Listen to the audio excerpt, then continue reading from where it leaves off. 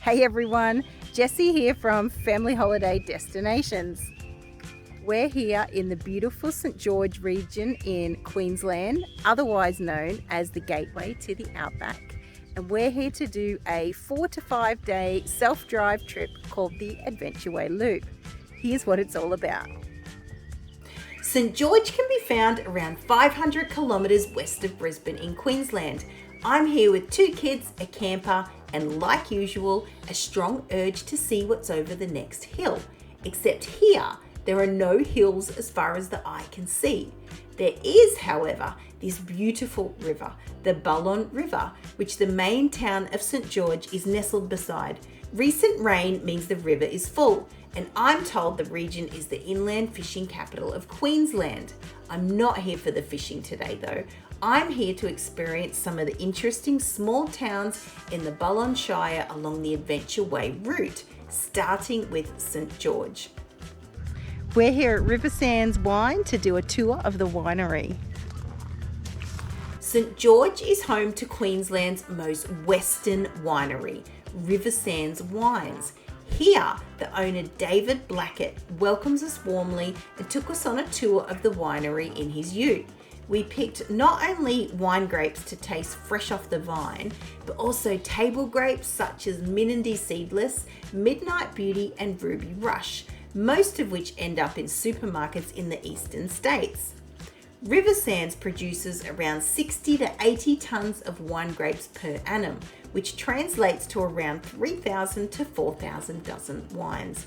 Visitors can enjoy wine tasting in the Garden Cafe or even stay for lunch in the al fresco dining garden. On the other side of the Bollon River, you'll find the Anchorage Homestead. Built over 120 years ago, it oozes charm out of every single shiplap wall plank. The homestead is privately owned though, so you can only visit at specified times. The Anchorage has an interesting history, but even more interesting is the conversation I had with my host, Robin, over morning tea on the veranda with Mr. Wilson the Dashhound and Matilda the Marima puppy. Robin explained that after she first bought the homestead, she was disturbed by a very loud grunting and eerie groaning racket from under the house. One might assume this noise might have paranormal origins. However, in this case, it turned out to be a simple old echidna orgy. There's an old joke which asks, how do echidnas mate? The answer is very carefully, of course, but it turns out they're not very careful at all. In fact, they're quite promiscuous little creatures, and it's not uncommon to find a group of one female and many males. Thankfully, echidna reproduction is not a 365 night of the year affair. As to whether the house is haunted, well, I forget to ask on account of the scones and jam that I started stuffing in my face. So we're spending the first night in St George at the Pelican Rest Tourist Park, where the sights are shady, the toilets are clean, and there's a pool to beat this horrendous heat wave we're in. What else can you do in St George? Well, from May to September, you can visit a cotton farm and get an insider's view from a local farmer, learning how it's grown, irrigated, and harvested. You can also visit the Bollon Artesian Thermal Hot Springs. Visit the St George Aquatic Centre to access the warm 34 to 38 degree mineral-rich artesian water bath, as well as a 50-metre lap pool and a kids' splash park. The next stop on the Adventure Way Loop is Nindigully, only 46 kilometres south of St George. Behind me here is Queensland's oldest licensed pub, the Nindigully pub.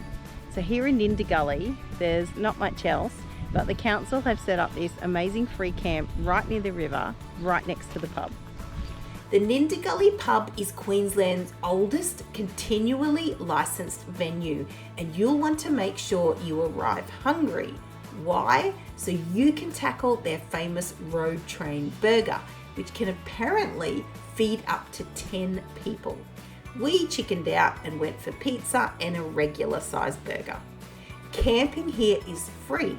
It's a bit dusty right in front of the pub, but along the banks of the Moonee River is shady and peaceful.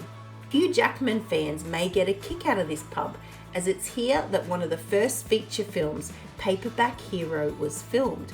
You'll even find the iconic boomerangs from the film's Boomerang Cafe in the parking lot. There's only so much you can do in an area with a population of 9, so after a peaceful night's sleep, you'll want to pack up and head to Thallon. There's not much to Thallon's size, but it's utterly charming and worth spending the night. The town has done a great job of setting up the McGeever recreational grounds on the way in. This morning we've left the Nindigully pub and we've driven about 30 minutes and we make it to the small town of Thallon. Now these silos that you see behind me, apparently they're lit up at night, so I've got in early and got prime camping spot right next to them. The best part about this free campsite is that when we pulled in, there's actually powered sites here and they're only $10 a night. $10 a night is a bargain. If you've chosen a powered site, you'll need to walk into town and pay for it at the Francis Hotel, which luckily is also where to head for good food. The kids will probably like to meet William in town, a 2-metre tall sculpture of a northern hairy-nosed wombat. He has some climbing footholds on him, so you can scale up onto his back for a cool picture.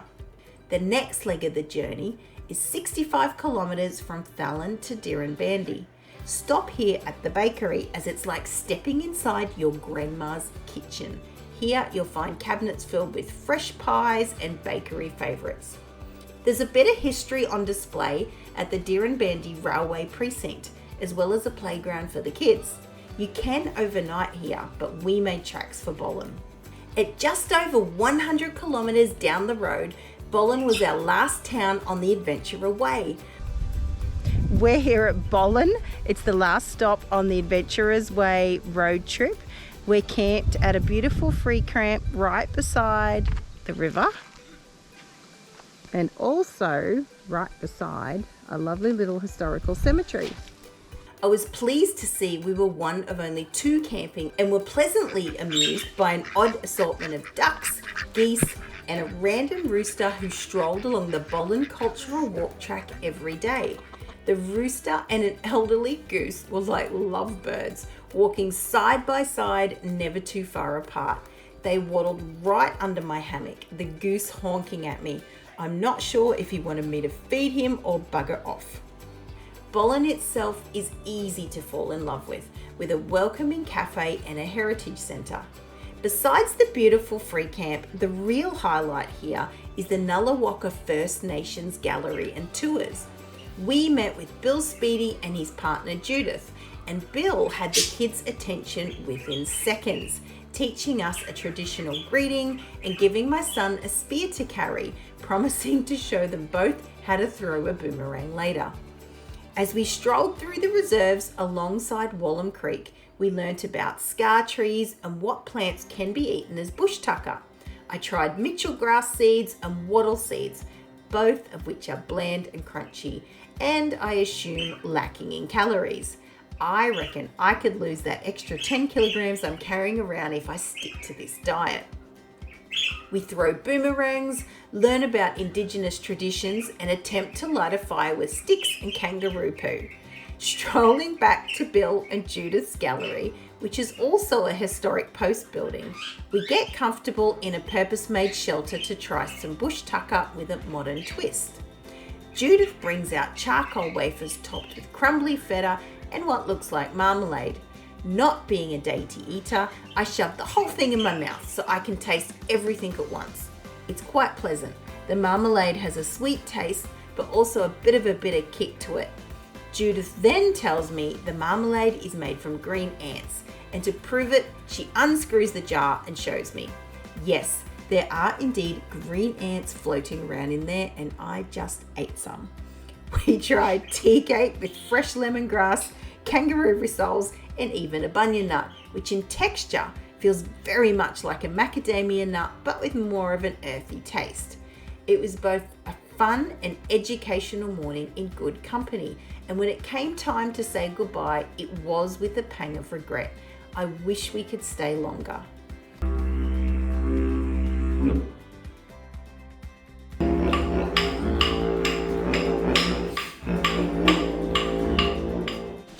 my verdict? With beautiful waterside free camps, amazing small town bakeries, and friendly people willing to share their time and have a chat with a mum travelling with her 2 kids, the Adventure Way Loop is a winner.